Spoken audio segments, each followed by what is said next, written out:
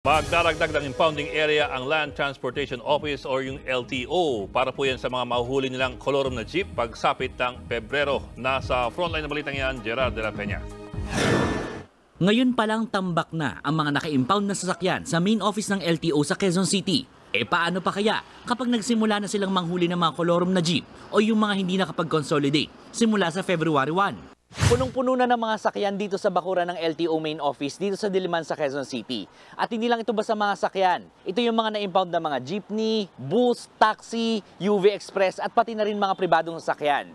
At dahil nga punong-puno na dito, kailangan na ng LTO na maghanap ng ibang impounding area. 50 lugar sa buong bansa ang tinitingnan ngayon ng LTO bilang mga bagong impounding areas. Sa ngayon, sigurado na magkakaroon ng impounding area sa Pasay at Quezon City sa Metro Manila. Gayon din sa Carmona, Cavite, Lipa, Batangas at Chaong, Quezon. Kung sila ipapasada na hindi naman sila nakirehistro, ayon sa batas, hindi ko pwede gawin yan. So mapipilitan ho namin i-impound yan. Sana wag na ho nila gawin yan kasi although pinaghahandaan na rin po namin yan.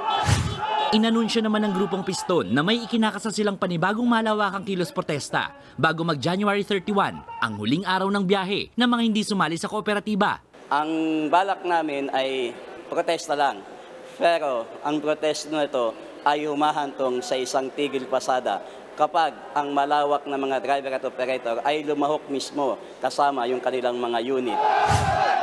Nitong Martes, nang magsagawa ng protest caravan ang Piston at Manibela kontra PUV Modernization Program. Ayon sa dalawang transport group, umabot sa 10,000 nakiisa sa naturang protesta na tumagal hanggang kaninang madaling araw. Nagbabalita mula sa Frontline, Gerard de la Peña, News 5. Mga kapatid, Ed Lingaw po, maging maalam at may pakialam sa mga napapanahong balita sa ating bansa.